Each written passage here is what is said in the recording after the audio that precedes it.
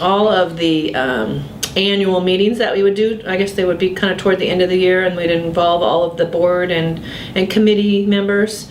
It kind of took on a life of their own for a while. They had these themes. And the theme of the event, that when Greg fell in the pond, or I guess it was a lake, was a military. We had Glenn. Must have been Glenn's presidency. So the person that was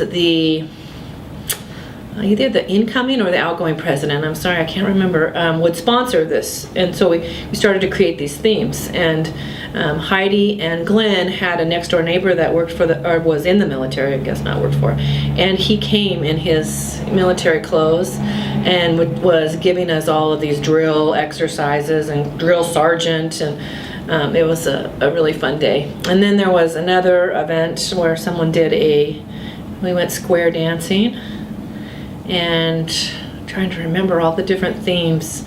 Cowboy theme. It feels like all of these surround Glenn, and I don't know if he was just the person behind all of that or what, but they were always toward the end of the year, and their purpose was to create our goals for the next year.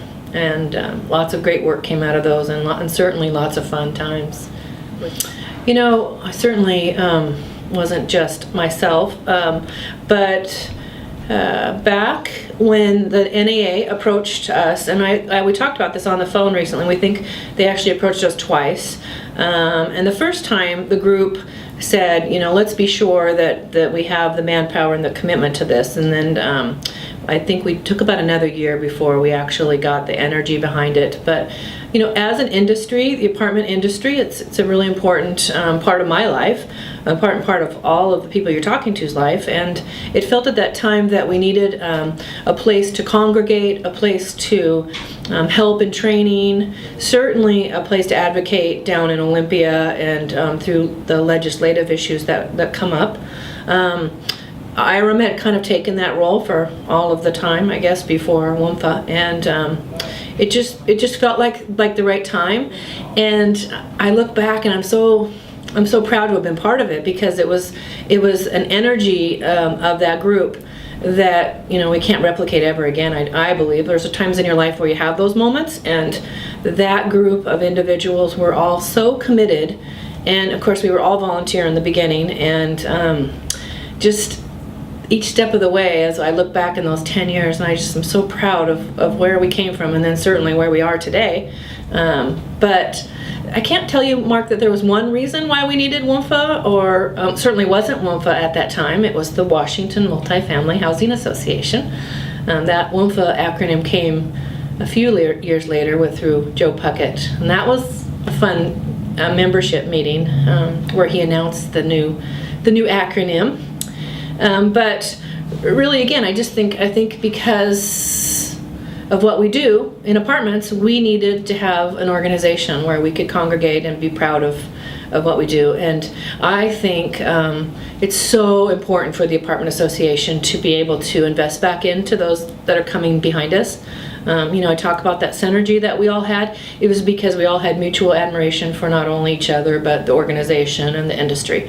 And I hope each board that comes after will be able to continue and replicate that, because being a volunteer organization, which of course we have paid associates now, but back then and even today, it's a big time commitment. So you have to enjoy it, and you have to enjoy the people that you're with doing it. So it was a special time back there in those days with Greg Zerbana in the lake.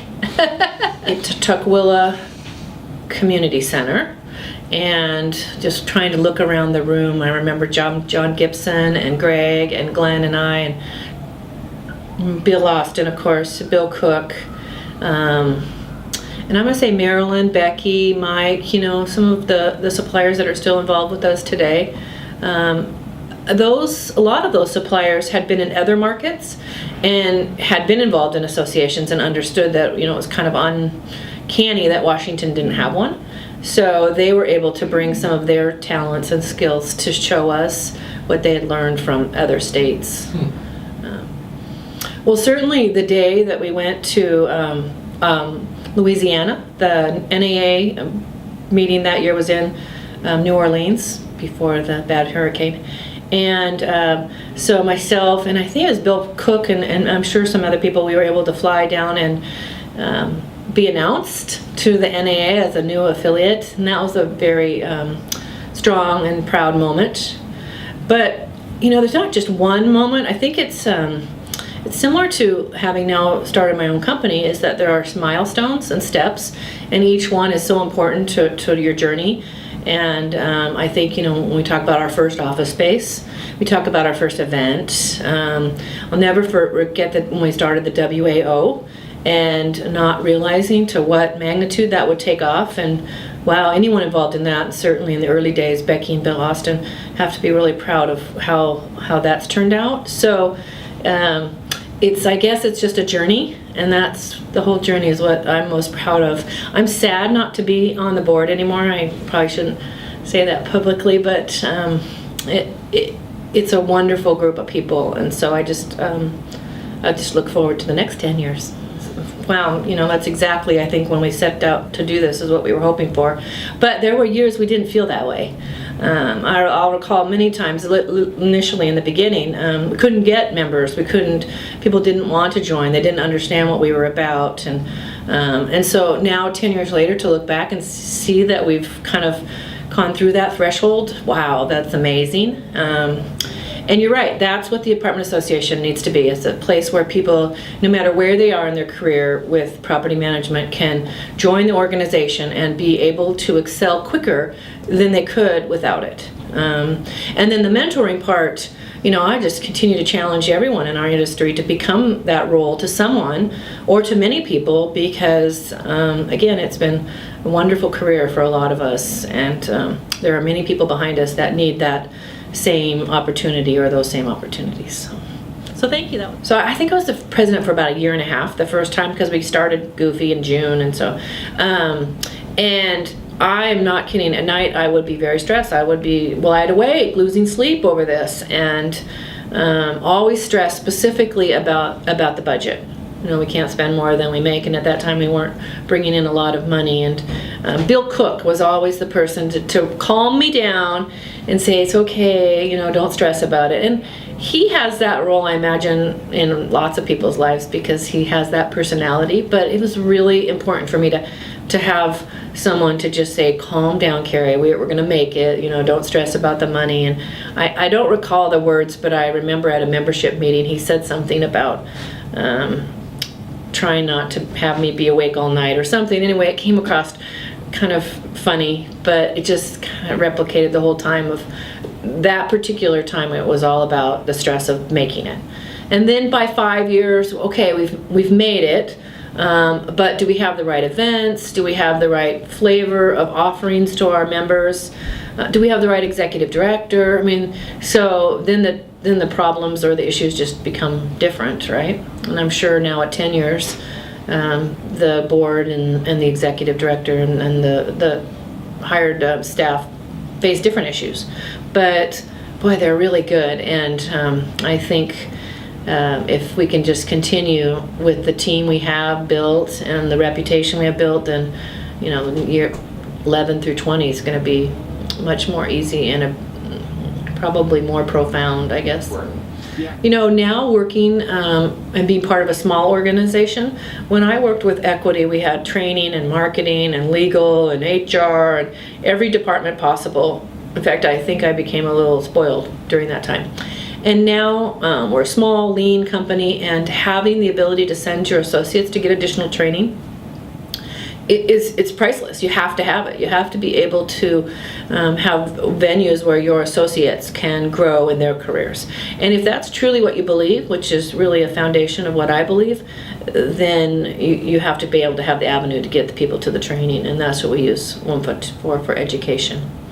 The government affairs group and the legislative issues that we take on, some years larger than others, but all very important. And one of the very early days, I believe even before maybe we were affiliated or part of the association, we took on the issue with downtown Seattle about RUBS And I'll never forget going to the city council meeting downtown Seattle, and Frank Dean and Will Austin and Joe and a lot of people were there talking to the city council about what RUBS was and how important, we weren't trying to overcharge people for their utilities. And we came out victorious to that. And so you think about one of those type of initiatives that come down and that can impact our industry, that just real proud and an important part of our organization.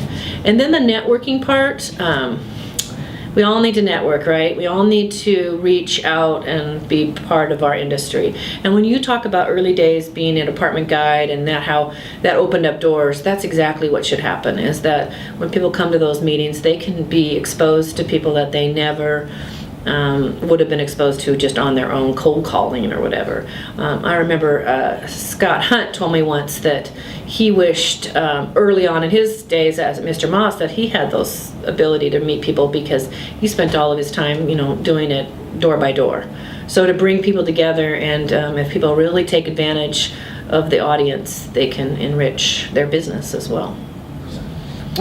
Start by volunteering. I think committees, all of the committees at the association are in need of various talents. And start there, get to know the staff there, and give back. And then as you grow in your career or whatever it is that you want to do, the doors open up. There's plenty to do there that needs help. And so you got to just start by asking. Greg Taylor was a wonderful part of our association. He always had a smile on his face, and was a true believer of the association. I look at the initial days of those who joined, and then those who came in the kind of a second wave, and Greg was part of that. It's funny, someone brings you to the board, and then we suck you in, and we suck Greg in, and not against his will. I'm sure he enjoyed it. But what my most profound memory of Greg is actually after he passed. And you sit in a room with someone and you know them through the industry, and you appreciate them in the apartment industry, and he worked for some great companies and had great knowledge. But it wasn't until I went to his funeral that I recognized that Greg had a whole nother part of his life that I didn't know about. And it was so colorful and so creative, and his music, we got to hear his music. In fact, I took away one of his CDs when leaving, and I wish that I had spent more time learning about that part of him, because it was a big part of his life, and it was pretty impressive actually. So I hope if I pass, people will know all of me, and I will have, I wish I would spend more time learning that part of him. I would just say that I'm just extremely proud. I use this term a lot with my associates now at Thrive, as proud mother. I take on that role very seriously, and only want the best for anyone. And I hope that if people, as they join the association, they will continue to feel that commitment, and that we, the forefathers, or those of us that are in the more mature stages of our career, need to really take seriously how important it is to help, be the hand up to those that are coming behind us. And then we can all retire off to the sunset. That's the idea, right? Right, if only so easy.